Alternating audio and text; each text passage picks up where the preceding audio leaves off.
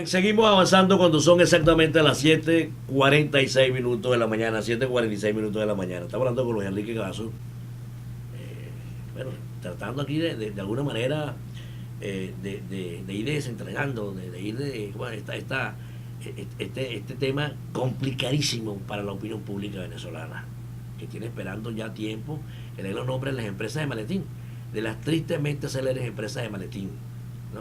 Que se llevaron en el 2012 entre 20 y 25 mil millones de dólares de manera fraudulenta.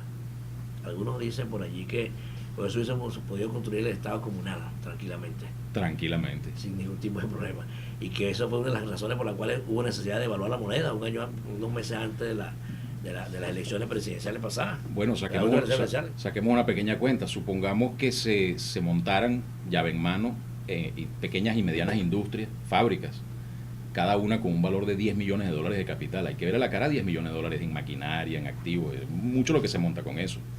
Bueno, dividamos 20 mil millones entre 10, serían 2.000 fábricas.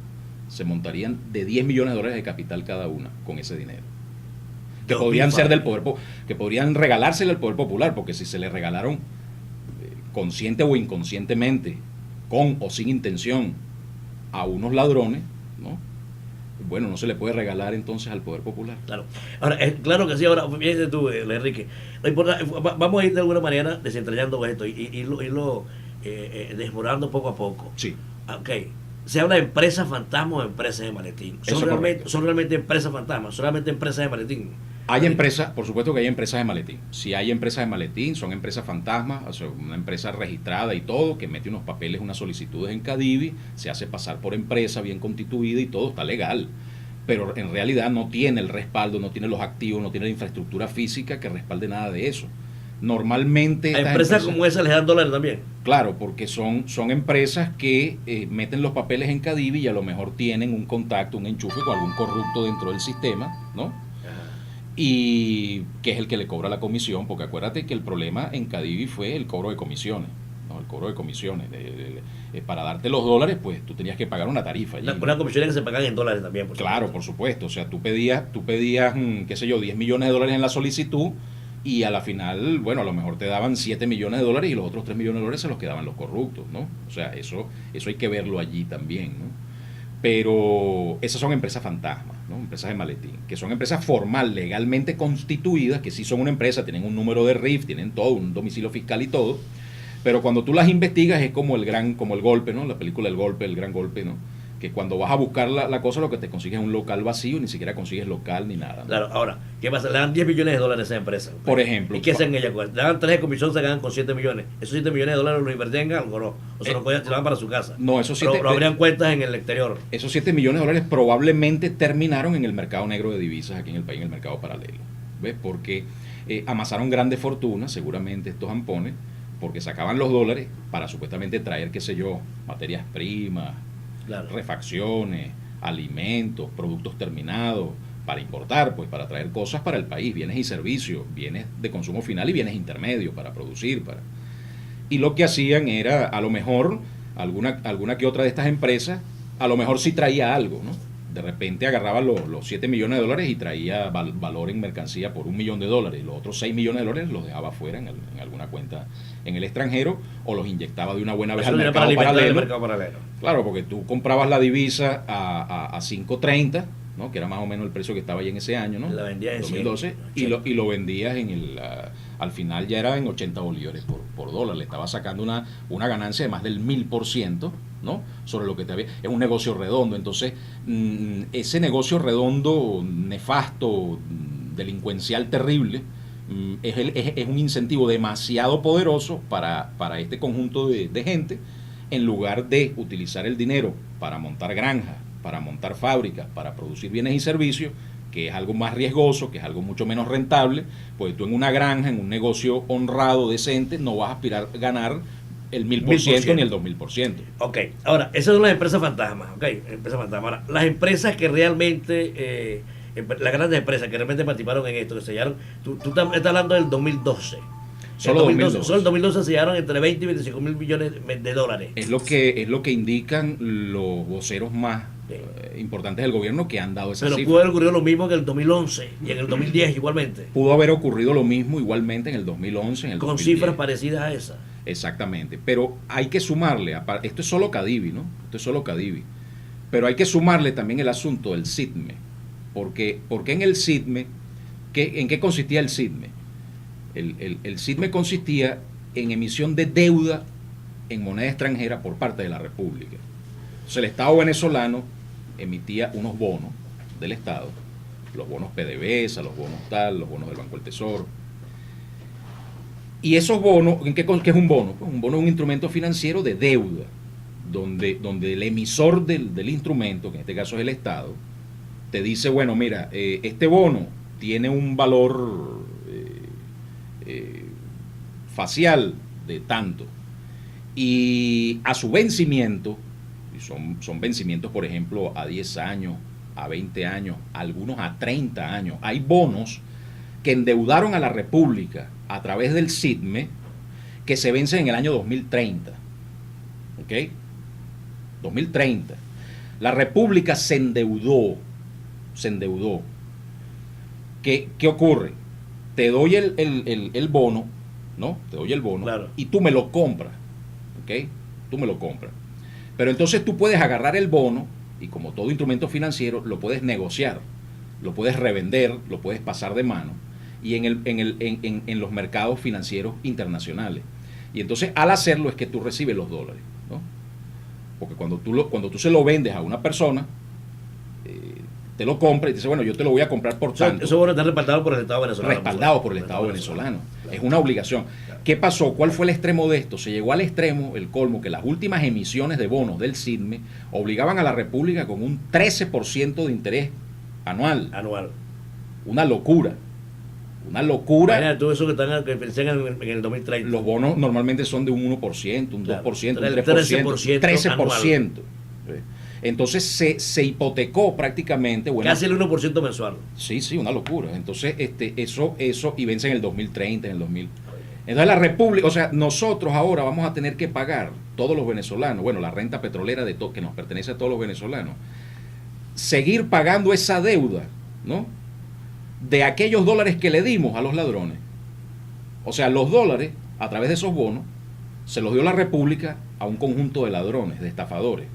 ¿Por qué? Porque esos dólares que se supone debían ser usados para atraer bienes de capital, para atraer bienes de consumo final, para invertirlos en la economía, porque ese era el contrato y la condición de comprar esos bonos. No se lo vendían a cualquiera. Tenías que demostrar para qué ibas a usar las divisas, porque hay un control de cambio. Claro. ¿No?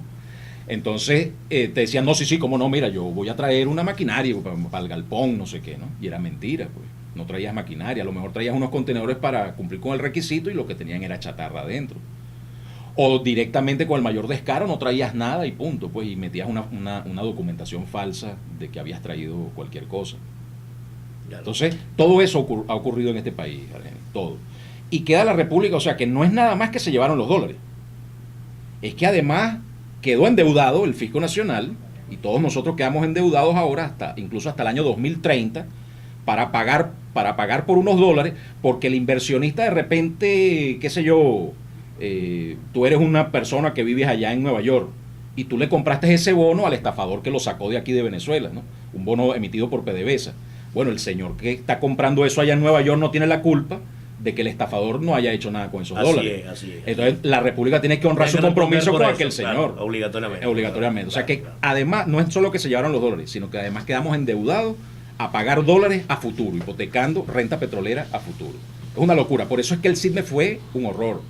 Y por eso es que la medida del gobierno del presidente Maduro fue muy acertada rápidamente en eliminar el SIDME, eliminar Cadivi, cerrar todos esos mecanismos perversos, sustituirlo por el Centro Nacional de Comercio Exterior. Ahora, en este momento no está pasando nada de eso que tú no estás diciendo. No podemos asegurarlo. No tenemos Cadivi ni tenemos SIDME. No podemos fue eliminado primero que Cadivi, después fue eliminado por el decreto Cadivi también. Exactamente. Okay. Tenemos Sencoec ahora. Sí.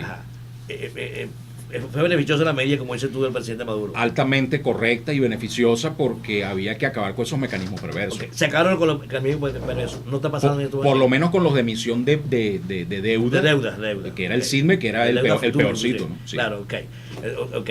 Eso de alguna manera mejora la situación, por supuesto. Por supuesto, mejora la situación y sobre todo, ¿cuál es la idea del CENCOEX? La idea del CENCOEX es tratar de ponerle un poco, muchísimo más control a cómo se hace uso de las divisas que el Estado entrega a los agentes económicos privados en este país. Ahora Luis Enrique, nadie se enteraba de esto, nadie sabía nada, esto estaba pasando en las análisis de todo el mundo. Jordani nunca se dio cuenta que eso ocurría. No sabían ellos que había empresas fantasmas. No sabían ellos que las grandes transnacionales se están llevando los dólares a través de sobrefacturaciones. Mira, y que están estafándonos a todos los venezolanos. Lo más probable es que los grandes montos que se fugaron de divisas, por como está reflejado en la base de datos de Cadivi, si nos guiamos por la base de datos de la propia Cadivi, lo más probable es que hayan sido las grandes empresas multinacionales extranjeras las que principalmente recibieron dólares, ¿verdad? Y que ese dinero que supuestamente se fugó, fue una estafa, 20.000, 25.000 millones de dólares en el 2012, en el 2013, es muy posible que esas empresas tengan una importante participación en ese dinero, en esa torta de dinero. Empresas como Cargill, empresas como General Motors. Es probable porque... Las internacionales de la medicina, los laboratorios. Porque fueron las que más dólares recibieron. Ahora, cuando tú comparas los dólares que recibieron y haces el análisis hacia lo que le retribuyeron al país en bienes y servicios, allí hay una brecha, que no justifica, bueno, si fueron, por ejemplo, solamente General Motors recibió en el periodo 6.000 millones de dólares, ¿no? Del 2004 al 31 de diciembre del 2012. Del 2012. ¿No? Es la empresa que unitariamente más dólares recibió. La 34.000 segunda fue Sidor. dólares. La segunda fue Pero Sidor. no tenía vehículos de ningún tipo ni repuesto tampoco. Bueno, ahí es donde está la pregunta. O sea, si nosotros calculamos con 6.000 millones de dólares cuántos automóviles pudiésemos importar. 6.000 millones de dólares. 6.000 millones de dólares. Claro. 6.000 millones de dólares. Y el sector ensamblador creo que asciende en su totalidad, todas las ensambladoras, a 16.000 millones de dólares. Solamente las ensambladoras. Que está paralizado totalmente. Solamente las ensambladoras. Y siguen pidiendo dólares. Hasta el 31 de diciembre de 2012, sin contar lo que recibieron en 2013 y lo que están recibiendo ahorita en 2014. Entonces, ¿qué ha hecho el Estado? ¿Y cuál es la queja y la laraca y la protesta que tienen muchas empresas, sobre todo de las más grandes? Que el Estado no nos da dólares, que el Estado no nos da dólares. El Estado lo primero que hizo fue cerrar el grifo completamente, cerrar el grifo. Y ahora está temeroso, y tiene razón de estarlo, de dar dólares a diestra y siniestra como se repartieron en claro, pero no había forma anterior de controlar eso, Luis Enrique. Mira, esa pregunta... y nadie lo controlaba. Esa pregunta, eso es lo que no entendemos ninguno. Pues. Esa pregunta, Argeni, es como la pregunta de no hay manera de controlar la corrupción. Esa es la misma pregunta. O sea, ¿por qué motivo no se controla la corrupción? La corrupción es un problema muy complejo, es lo mismo que la inseguridad. Son problemas muy complejos porque incluso eso tiene que ver con la naturaleza ética de las personas, con la formación en el hogar. Es toda una complejidad. Yo estoy totalmente de acuerdo contigo en eso. Entonces, es imposible que tú le pongas un vigilante a cada ciudadano del país. Imposible. Claro. Y por otro lado, aunque tú pudieras ponerle un vigilante a cada ciudadano, ¿quién vigila al vigilante? Es decir, el vigilante es corrompible. Claro. Y es un problema sumamente difícil. Claro, se pueden instrumentar controles cruzados, dobles controles. ¿Cuál es la idea de la Contraloría Social? Yo creo que el Estado debe abrirse mucho más a las fuerzas del pueblo, a lo que es la comunidad organizada, a lo que es la Contraloría Social. Nosotros, por ejemplo, desde el Movimiento de Batalla Social Punta de Lanza, hemos venido impulsando desde hace tiempo una idea de una iniciativa legislativa para que toda la información financiera y presupuestaria de todos los organismos públicos y empresas públicas se publique libremente en Internet, los movimientos de cuentas bancarias. ¿Por qué cuántos cheques salen? ¿Cuáles son? ¿A nombre de quién? ¿Cuántos montos? Día a día, todos los movimientos de caja de cada empresa del Estado y de cada organismo, cada ministerio. Porque eso no sale. Todo el listado de todos los contratos, las contratistas, las empresas, quienes reciben, con quién contrata con la República. Todo eso debe ser información libremente disponible. Eso pudiéramos hacerlo de los municipios, empezar por los municipios, ¿no? Claro. De los municipios para arriba. De los municipios para arriba, claro. Empezando por los municipios. Claro. Y que sea ¿para qué? Para que pueda haber Contraloría Social, Argeni, porque ¿cómo va a haber Contraloría Social sin información? Si tú no, ¿cómo puede un auditor auditar nada si no tiene registro, si no tiene documentos ni No nada. tiene ningún tipo de información. Y cuando tú tocas la puerta ya en una alcaldía o en un ministerio, o anda ya a tratar de ir al Ministerio de Planificación, por ejemplo, y tocar la puerta del despacho del ministro y decirle, mire, ministro, nosotros somos el Poder Popular, muéstrenos todos los libros y todas las cuentas, y todas las chequeras bancarias, y todos los movimientos de caja de este ministerio. Las empresas que tengo. A lo mejor terminas preso. Exacto, mira, llévense este loco de aquí, o me lo llevas al manicomio o me lo metes preso. ¿Por qué? Si esos son organismos públicos. ¿Cómo se hace Contraloría Social sin información? Por ejemplo, aquí, nosotros vamos a supervisar la Contraloría Social que quiera hacer verdadera Contraloría en una empresa que está haciendo una obra. Tiene que darle toda la información a los miembros de esa Contraloría Social para que puedan manejarla. Pero por supuesto. ¿Cuánto costó la obra? ¿Cuánto cuesta? ¿Quiénes lo están haciendo? Pero por supuesto. El margen de ganancia, material. Claro. Mira, la Ley Orgánica de Contraloría Social lo establece claramente. Pero ¿qué ocurre? Que esa ley nunca le han sacado el reglamento.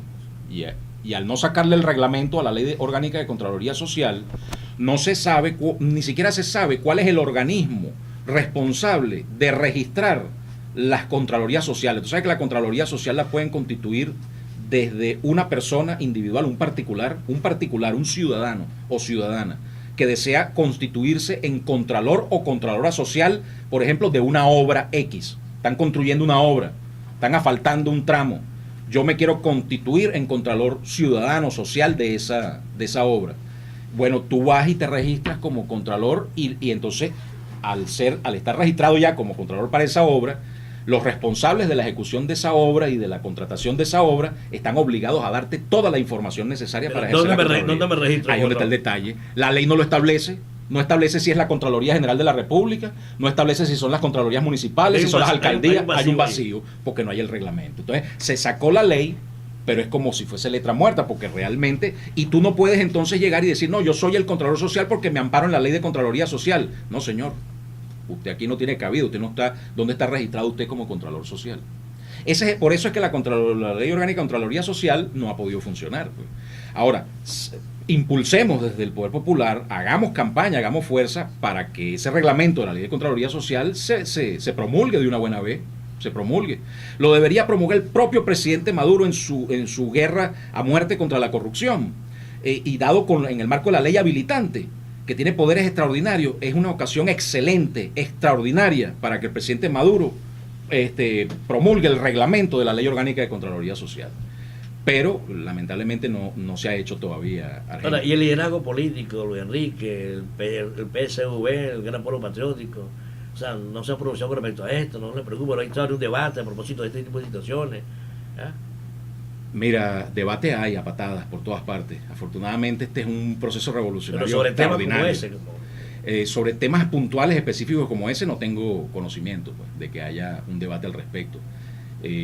Se habla mucho de la Contraloría Social, pero bueno, vamos a hacerla, vamos a ver, el diablo está en los detalles, como dicen los alemanes, vamos a ver los detalles para que pueda eso concretarse, materializarse. Yo seguiré insistiendo en esa propuesta. Vamos a impulsar una ley nacional, una ley orgánica de divulgación y publicidad de la información pública, valga la redundancia, publicidad de la información pública. Es información pública, publíquenla en internet, toda, que todos los organismos públicos sean transparentes absolutamente, que se acaben las cajas negras en este país, empezando por supuesto por la propia PDVSA, por la propia industria petrolera nacional, que sea totalmente transparente, marcando la pauta y dando el ejemplo. ¿Por qué por PDVSA? Porque allí es donde se genera el dinero de esta nación, la renta petrolera. Claro, obviamente. Y por lo tanto es allí donde debe ser el origen del control ciudadano sobre los recursos de esta patria. Claro. Vamos al corte y regresamos, ya venimos.